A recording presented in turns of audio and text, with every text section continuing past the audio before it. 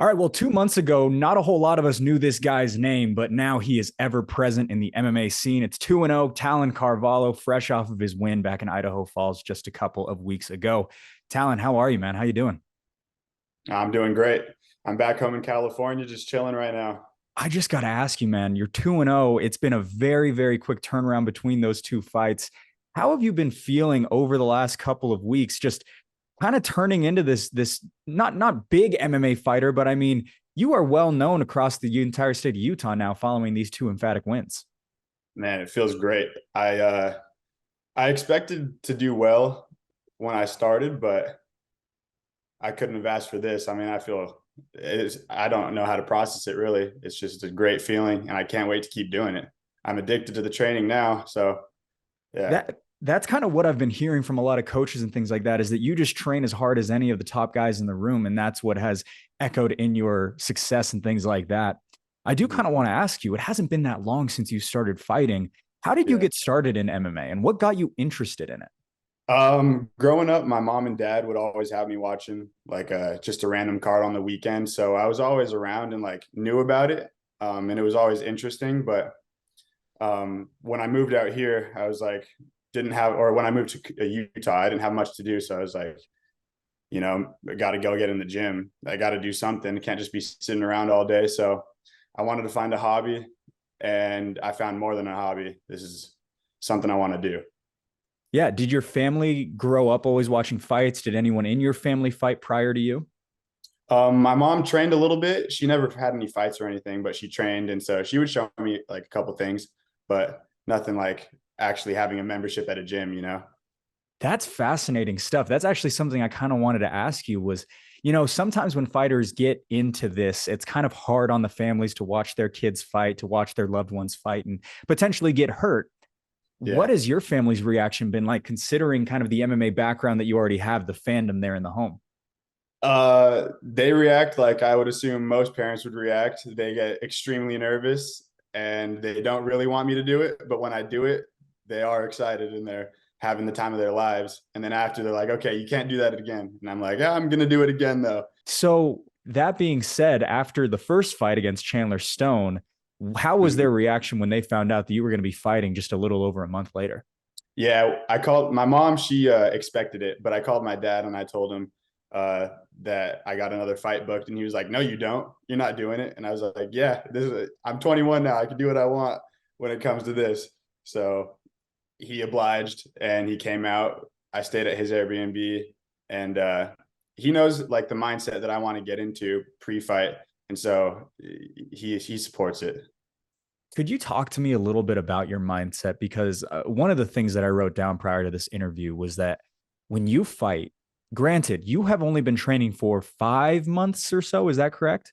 Yeah, yeah, You have more confidence than I think I've ever seen out of an amateur fighter, considering the amount of time that you have been training. right. Where is that mindset at when you're making that walk? And where are your nerves, or are they even present at all when you're making that walk? Because you seem so Yeah. confident in there. No, there's definitely nerves. I think a big key to why I appear so confident is because I do a lot of visualization. Like at least a week out before the fight, I would stretch every night and then have like some calm sounds in the background. And I just lay down on my mat in my room and just like close my eyes and visualize exactly how I wanted the fight to go. Kent Mafileo actually gave me a good idea to just visualize everything about the fight from the bad to the good, like visualize the loss, visualize the win, visualize how it could go, the ending of the fight. And that way you get the emotions out before, and then on fight night, you're just stone cold and you're ready to go. You're prepared for any result, really. So How has it been seeing a lot of these guys who you train with, Kent Mafaleo, Julian Ruiz, these bigger names within the state doing so well? How has it been kind of having them take you under your wing, under I their feel wings? really lucky about it. And it's inspiring to seeing them train in the gym. They're some badasses, that's for sure. And I just feel lucky to be in around that environment.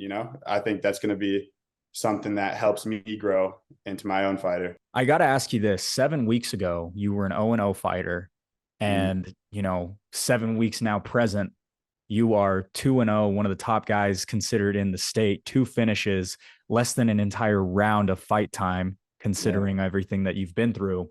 Did you ever think that you'd splash onto the scene this fast when you made that first walk into the gym, just a couple of months ago? I really didn't. I was talking to my coach Ramsey when I first started training, and I told him like, hey, I wanted to get a fight, eventually, like maybe August of 2023 or something like that. And he was like, yeah, let's catch you in the gym. Let's make sure you're consistent, and then we'll see where you're at around August. And then he got that call or text from Zach about the short notice fight. And Ramsey knew because I was like a hound. I was like, yo, can I get a fight? Can I get a fight? Because I felt like I was ready after a few months in. And then he was like, you know what? I just got a fight for May 13th if you want to do it. And I was like, yes, I do want to do it this May 13th, right? Like, and he was like, yeah. So I was ready to go immediately. But I gotta say, Caitlin Neal, as well as Eric Iman, our two, fighter color commentators on the broadcast, have both been very impressed, specifically by your striking, which is where the majority of your fights have come out or have played out. right. That being considered, how did you pick up all these skills so fast, do you think? Did you grow up an athlete? Have you always been kind of adept to picking up skills quickly? How have you gotten this good this fast? Yeah. I played every sport growing up from soccer to baseball, basketball. I ran track in high school. I played flag football in middle school. Um, I was always outside playing with a ball, like some sports or riding a skateboard or, you know, just I was always athletic and always outside doing stuff. So I think, and I did CrossFit a lot growing up too. I think that helps with the like the fluidity of movement, like my hips transferring into my rotation, just all that. I think has to do with just all the sports and working out I did growing up. My family's all super active, so I was just kind of born into it. Did you grow up in a very competitive family? Did you grow up with older siblings or younger siblings that kind of pushed you to do better and be better and kind of be Yeah, atop the rankings of the family and things like that? yeah, exactly. Yeah, my oldest brother Boston would beat me up all the time. And I always wanted to be as good as him at everything. So he was a great role model growing up, trying to be the best at whatever sport I was playing. Yeah. What do they think? Like your older brother Boston, what does he think of, these last couple of weeks where you've just garnered up a couple of wins? He loves it. He FaceTimes me and he's just like bouncing off the walls after the fight, just like freaking out, like, dude, that was amazing, stuff like that. And it's just so cool to see like the family supporting it. I couldn't ask for more than that.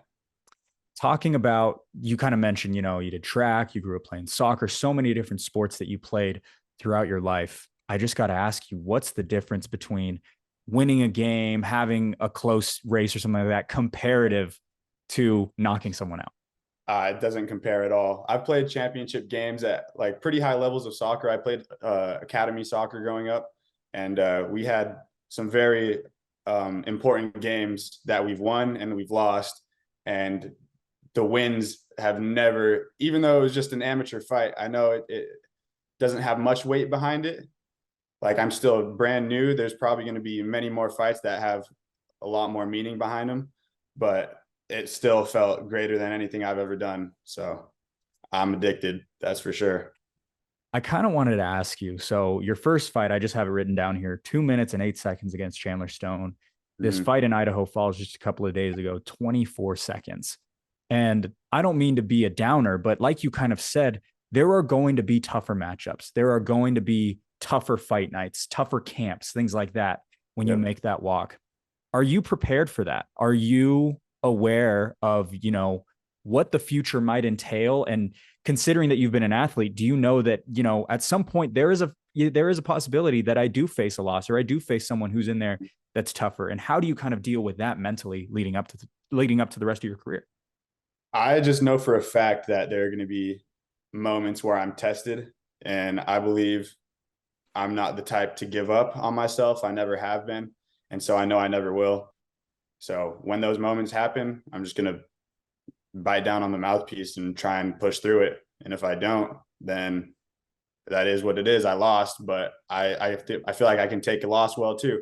I feel like I have a good mental, I have good mental awareness about just outcomes, possible outcomes. And I know I'll get tested, and I know I'll be fine when I do get tested. Well, I mean, you already have been tested. And I don't mean to say that to be like, hey, you're going to lose someday. But I just mean to say in terms of like this sport is one that Yeah. is as difficult as any other sport that you've probably ever gone out on the field for. That being said, you've already impressed us. The Dustin Jones fight was one where it was going to be a tough test. Yes, he was 1-4 at the time, but at the same time, he has fought for years. He has been training for years. And you were someone who didn't have that kind of background in the sport of fighting, I should say.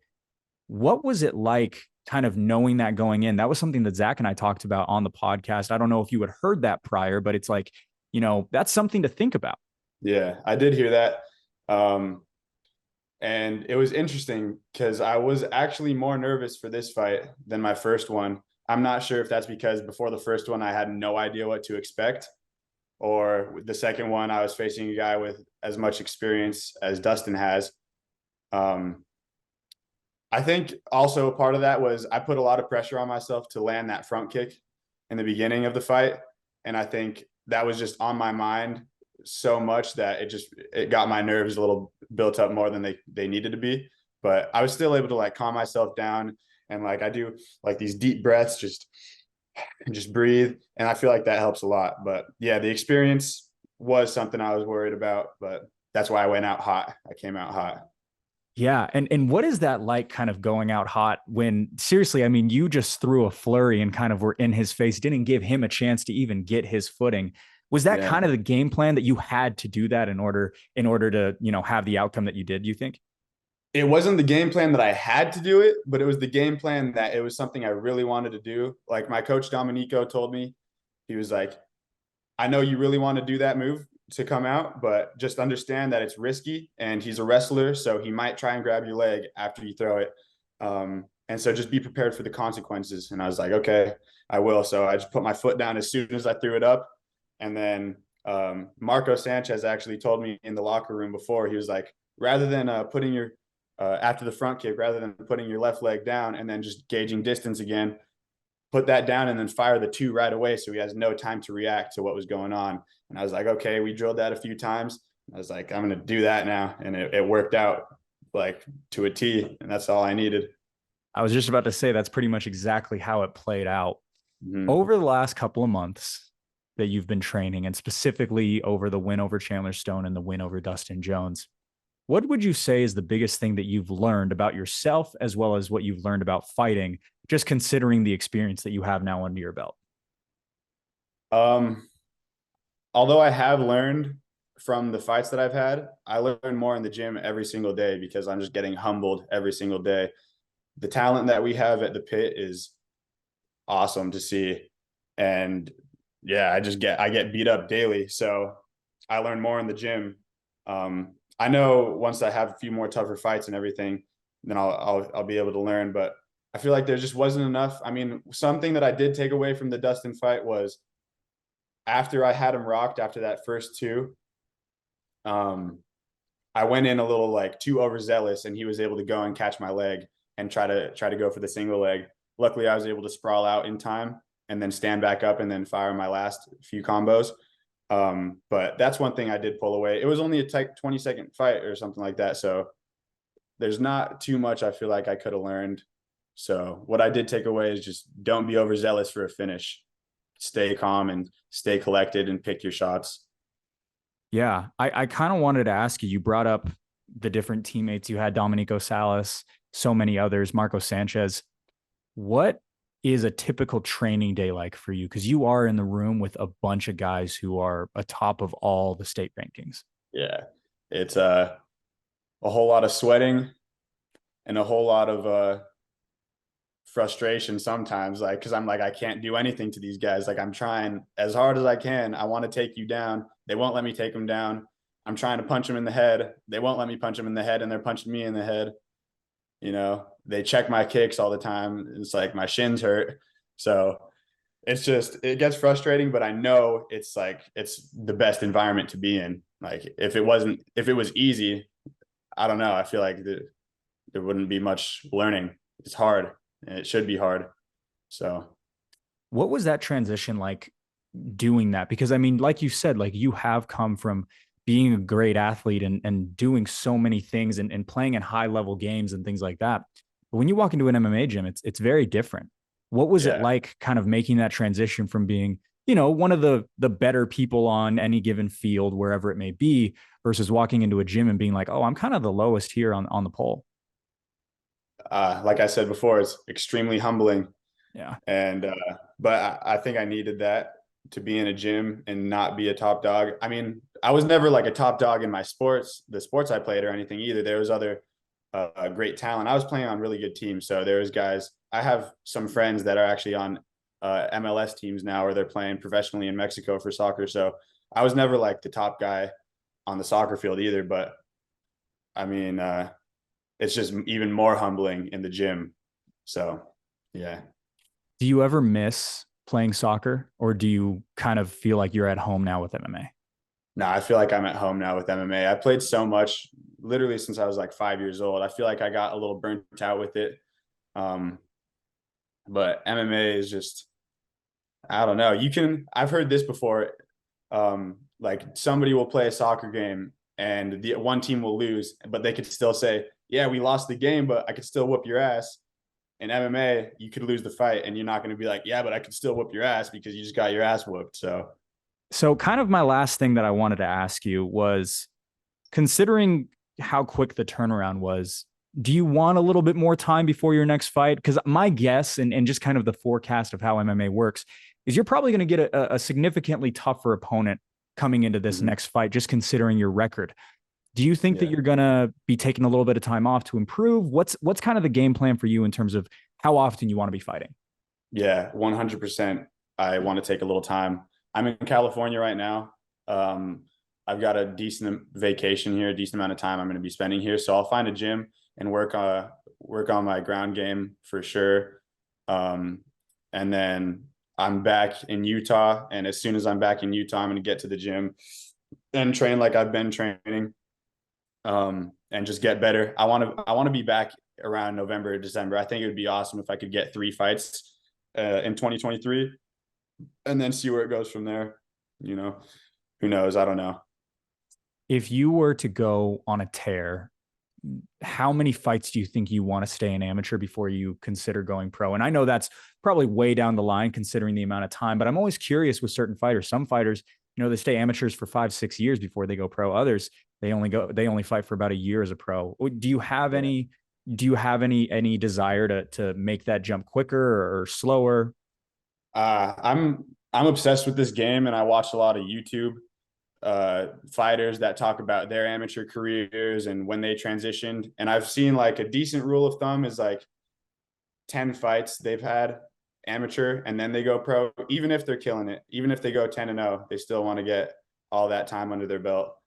Um, and the amateur ranks before their record really matters, because the amateur record, I mean, doesn't really matter. When you're a pro, nobody's going to be like, oh, he went 1-10 in his amateur career and now he's a pro and he's 2-0. Like, he might lose real soon because he lost a ton of times in his amateur career. Like, you don't, they're not paying attention to your amateur career. So I just want to get my time, my experience. I'm brand new, so I need some more experience. That's for sure. Well, he is fresh in the game, but he is so much fun to watch. Talon Carvalho, who is going to be continuing to hopefully win as he makes his way on these fierce cards. Talon, thank you so much for the time, man. Really appreciate Thank it. you, Blake. Appreciate it.